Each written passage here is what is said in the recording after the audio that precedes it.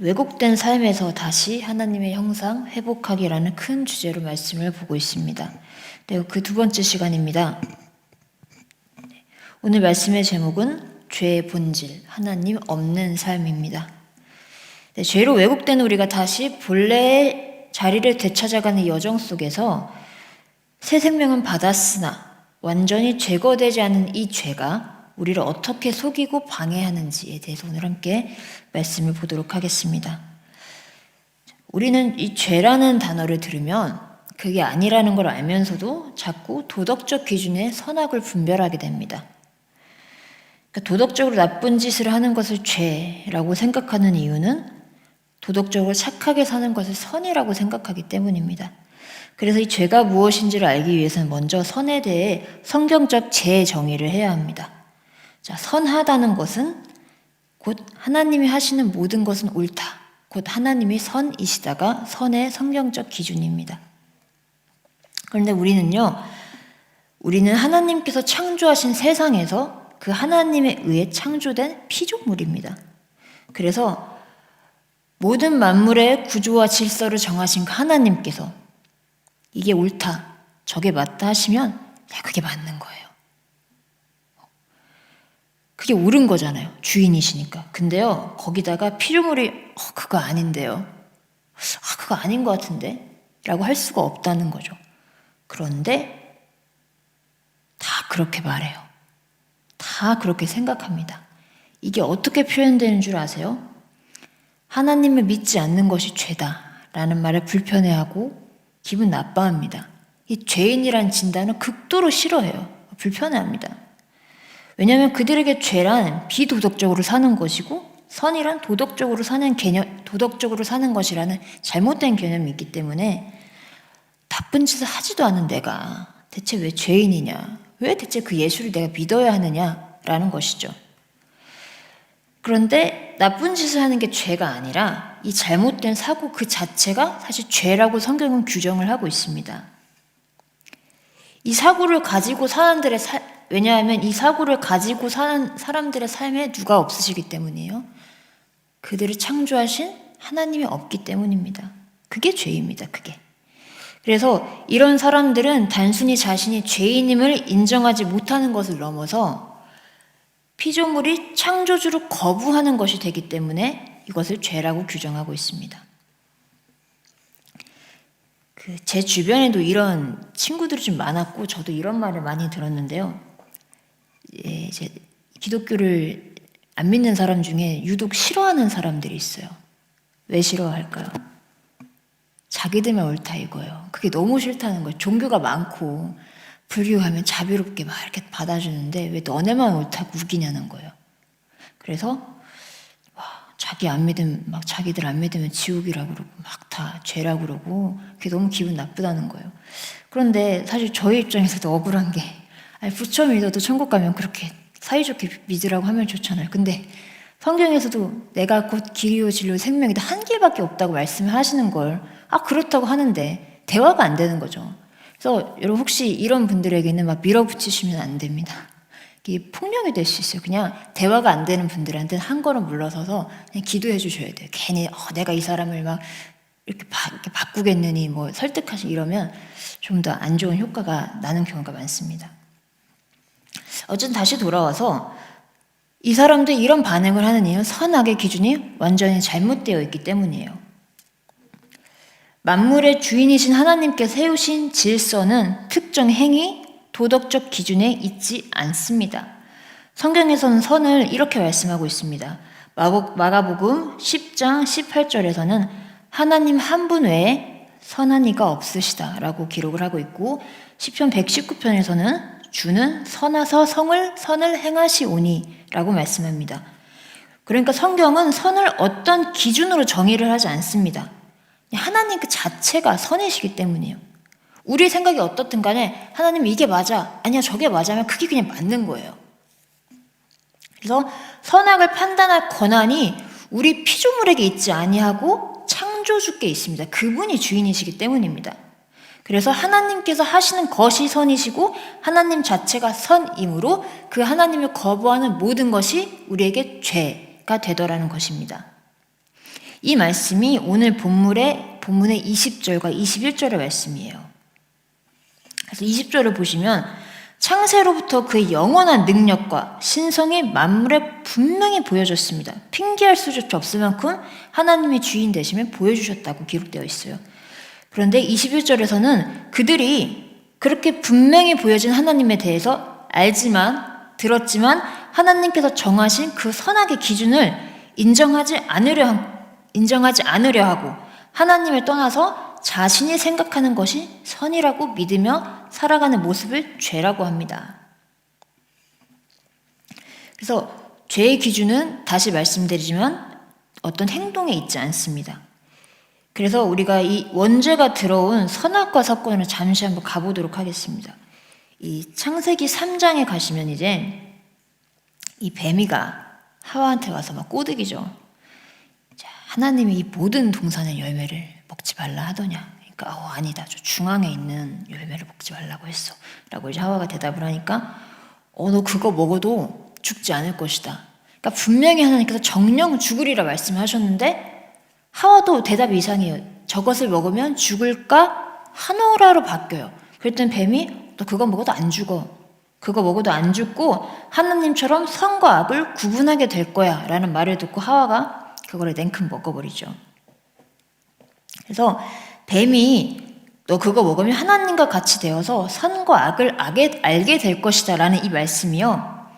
뭐가 선이고 뭐가 악인지를 알게 될 거란 기준표가 생긴다는 게 아니라 하나님께서 곧 선이시고 하나님을 떠나는 게 악이라는 말씀을 드렸잖아요. 그래서 이제는 하나님이 아닌 내 기준대로 선악을 분별하겠다라는 말씀이에요. 이게 하나님 없이 무엇이 선이고 무엇이 악인지를 이 행동하는 건 이건 착하니까 선이고 이거는 나쁘니까 악이야. 이 선악의 기준을 이제 내가 분별하겠다는 거예요. 이것이 도덕적 기준의 선악입니다. 그래서 이것이 내가 곧 이제는 하나님의 자리에 서겠다라는 것과 같은 말이 돼요. 그래서 하와는 그 열매를 먹음으로써 내가 그렇게 되겠다. 이제 하나님이 아닌 내가 선악의 기준이 되겠다라는 결단을 행동으로 옮긴 겁니다. 그런데요, 이 모든 맥락을 다 제쳐두고 그냥 딱 보이는 그 행동만 보면 어떠세요? 그냥 나무 열매 하나 따먹은 거예요. 아무것도 아니잖아요. 열매 하나 따먹은 거예요, 그냥.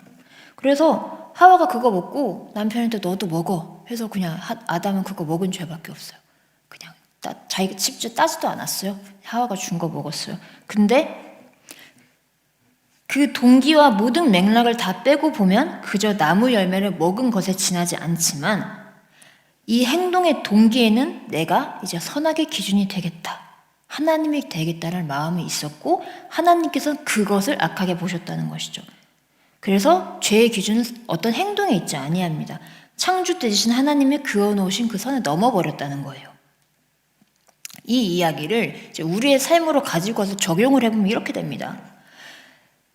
도덕적 기준의 선함 또는 도덕적 기준이 악이 아니더라도 하나님을 인정하지 않은 모든 행위가 죄가 되더라는 거예요. 그것이 아무리 선해 보이는 행동이더라도 남을 도와주고 뭐 아무리 선해 보여도 그것이 이제 그 행동에 하나님이 없다면 다 그것은 하나님의 죄다라고 규정을 합니다.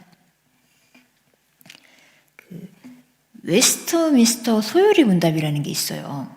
그 17세기 영국 청교도 신학자들이 이제 런던 웨스트민스터에서 작성한 기독교 핵심 교리의 질문들과 이제 질문 답변 형식으로 정리한 문서인데요. 그 되게 두꺼워요. 그리고 표지가 되게 이뻐요. 그래서 저 신대원 다닐 때 들고 다니면 되게 있어 보였어요. 제 얘기는 진짜 아니고요. 그래서 몇몇 전도사님들이 이거 막 일부러 들고 다녔어요. 보라고. 그럼 되게 좀 있어 보였어요. 근데 저는 그러지 않았습니다. 네. 그래서 그런 책이 있는데요. 그 소요리 문답의 제1문이 사람이 제일 되는 목적이 무엇이냐요. 사람의 제1의 목적이 무엇이냐. 답은 하나님을 영화롭게 하는 것이다. 받아들여지시죠? 우리가 하나님께로부터 왔기 때문에 이게 받아들여지세요. 그래서 하나님으로 형상으로 창조되고 그분으로부터 시작된 우리들은 하나님과 교제하고 하나님을 영화롭게 하고 하나님께 영광을 돌리는 것인 이 사람의 목적이 그 목적대로 살지 않는다면 그 어떤 것도 죄가 된다라는 거예요. 이따금 그런 분들을 볼 수 있습니다. 예수님 안 믿는데 도덕적으로 너무 선하고 바른 사람들. 그러니까 이 선하다는 말 자체도 사실은 잘못된 거지만 지금 본질적으로 조금 선한 사람들이 있잖아요. 그냥 좀 착한 사람들. 남들 잘 도와주고 막 다 이렇게 기부도 하고 너무 착하게 사는데 하나님을 안 믿어요. 근데 그런 사람들 좀 특징이 뭐냐면 종교 얘기를 하면 눈빛이 변해요. 딱 선을 그어버려요. 저희 집안에도 그런 분이 한 분 계세요. 그래서 종교 얘기만 하면 눈빛이 바뀌어요. 딱 너는 너고 나는 나고 얘기하지 말라는 거예요. 그래서 이걸 죄라고 합니다. 그런데 이제 저희가 볼 땐 조금 불편하게 다가올 수 있죠. 저렇게 착하게 사는데 어떻게 보면 예수님 믿는 사람보다 더 선하게 사는데 저것이 하나님이 없다는 이유로 죄가 되는구나. 그렇지만 이 사고를 바꾸셔야 합니다. 그것이 하나님께서 정하신 선과 질서이기 때문입니다. 이제 이런 사람들의 모습이 본문의 22절과 23절의 모습이에요. 22절에서 스스로 지혜 있다 하나 어리석게 돼요. 아무리 사람들을 섬기고 도와줘도 자신을 창조한 하나님을 인정하지 않아요. 알면서도 영화롭게 하지 않습니다. 감사하지도 않습니다. 오히려 이렇게 선하게 사는 나를 죄인이라고 말해? 기독교는 이해되지 않아. 자기들만 옳다고 해. 이렇게 생각을 하면서 오히려 자신의 그 선한 행동들이 하나님과 더 멀어지게 만들어요. 스스로 지혜 있다 하나 가장 어리석은 행동을 하고 있는 것이죠, 사실. 왜냐하면 내가 선하게 기준이 되어버렸잖아요. 하나님께서 말씀하시는 건 선이 아니라 내가 하는 이 행동이 선이야. 그래서 나는 죄인이 아니야. 이 삶에는 하나님이 없습니다. 하나님 영광을 썩어질 것과 바꿔버린 것이 됩니다. 여기까지 다시 정리를 하겠습니다. 성경은 선을 어떤 기준으로 정의하지 않습니다. 하나님이 곧 선이시기 때문입니다. 그래서 우리 삶에서 보여지는 죄악의 모습들이 크던 작던 간에 하나님과 멀어지게 만들 수 있다는 것을 우리는 자각해야 합니다. 네. 그러므로 이 죄는 도덕적 문제 그리고 행위의 여부가 아닌 관계의 문제예요. 하나님과 어떤 관계를 맺고 있느냐 내가 지금. 그리스도의 만남이 이루어져 있느냐. 이것이 죄의 여부가 되는 거예요. 내가 뭐를 하느냐 안 하느냐가 아니라. 여러분 선을 행하고 싶으시죠? 선을 행하고 싶으시죠? 그렇다면 내가 무엇을 해야 할까? 내가 무엇을 하지 말아야 할까를 생각하시기보다 제가 어제 계속 강조드렸던 그리스도의 만남에 집중하셔야 돼요. 많은 분들 안에 그리스도의 생명은 있는데 그 생명이 생명으로서 역할을 못하는 경우가 너무 많아요. 자꾸 행위에 초점을 맞추기 때문입니다. 행위에 초점 맞추기 아니라 만남에 초점을 맞추셔야 돼요. 만나질 때 우리 안에 있는 그분의 생명을 통해 우리가 바뀌어지게 되는 겁니다. 그분 없는 모든 행위는 의미가 없어요.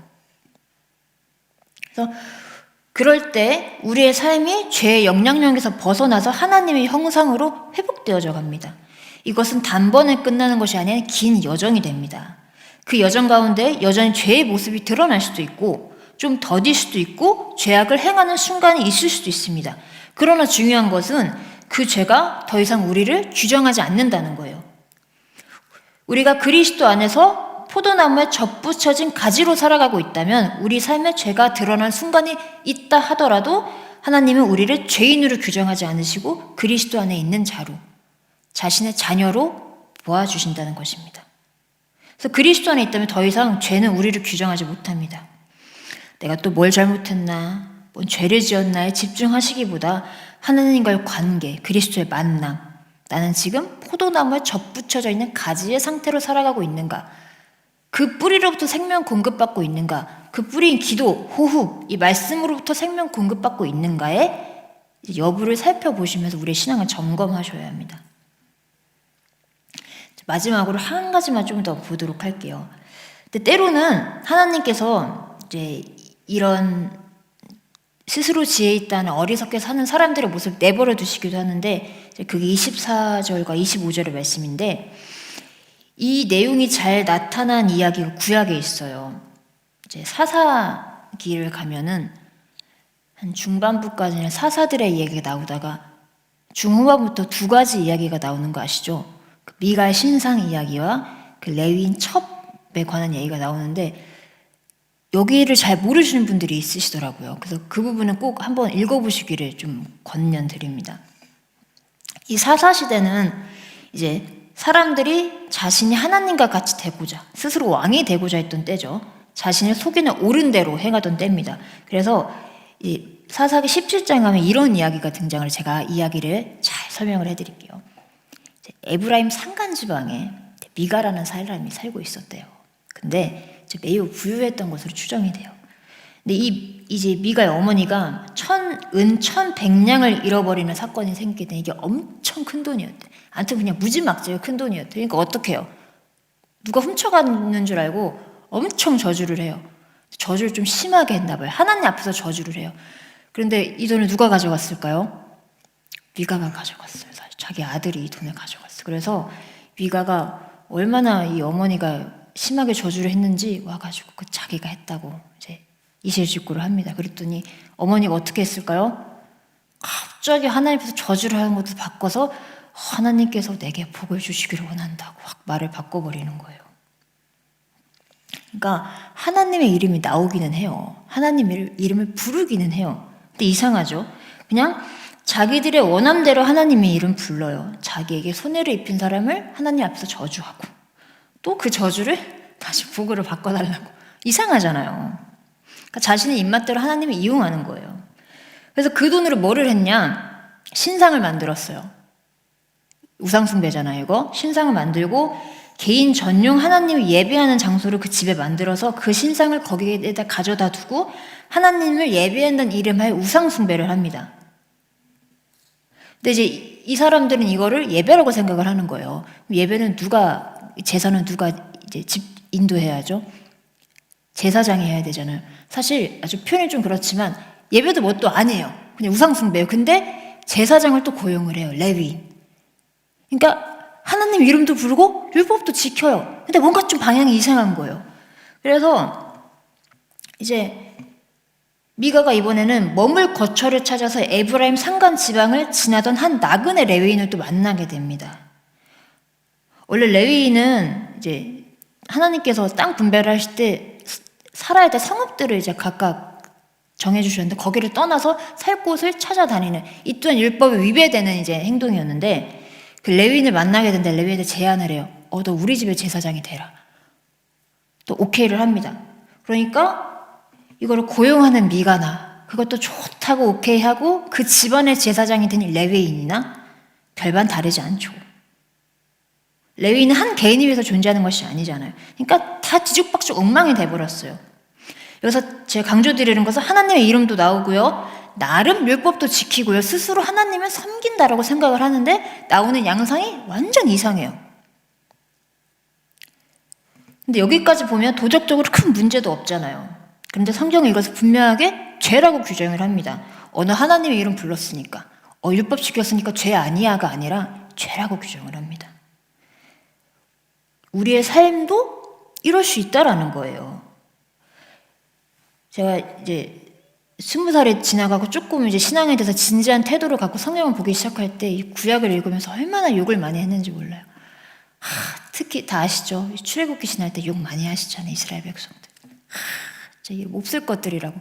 그런데요, 읽을수록 입이 이렇게 다물어지더라고요. 이렇게 딱.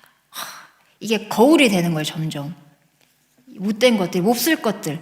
나라면 절대 이러지 않아 하다가 점점 갈수록 이게 죄가 되니까 이제 입을 열 수가 없었어요, 이스라엘 백성들을. 이제.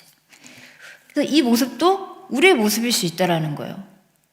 하나님의 이름 부르고 거룩한 행위를 하지만 전혀 하나님께 받아들여지지 않는 삶일 수 있다. 너 그거 죄야. 그런 관점으로 볼 때 이 수많은 교회에 얼마나 많은 죄인들이 있겠어요. 얼마나 많이 하나님 없이 살아가는 죄의 본질의 모습으로 살아가는 사람들이 많이 있겠느냐는 겁니다. 저도 여러분도 그 누구도 여기로부터 자유로울 수가 없습니다. 그리스도를 떠나면 누구도 여기로부터 자유로울 수가 없어요. 하나님의 이름도 부르고 레위인을 제사장으로 삼는 것처럼 율법도 지켰지만 하나님의 뜻대로 전혀 살아가지 않았던 이 사람들, 자신의 소견대로 선이라고 믿으며 살아갔던 이 사람들의 모습을 통해 우리의 모습을 돌아보며, 만일 나에게도 이런 모습이 있다면 우리는 그 모습 그대로 그리스도의 의를 힘입어 긍휼이 많고 풍성하신 하나님 앞에 가시면 됩니다. 내가 이랬네도 주저앉지 마시고요. 그대로 가지고 가시면 됩니다. 그래서 오늘 말씀을 통해 죄의 본질에 대해 우리가 다시금 묵상하며 이제는 도덕적 기준의 선과 악에서 벗어나 하나님이 선악의 기준이시고 그 선 자체임을 다시 인정하는 삶, 그리고 하나님의 방법인 그리스도만을 인정하고 그분을 통하여 우리의 삶이 오늘도 하나님의 형상으로 조금씩 회복되어 가는 삶 사시기를, 오늘도 그 여정을 걸어가는 하루 되시기를 주님의 이름으로 부탁드립니다.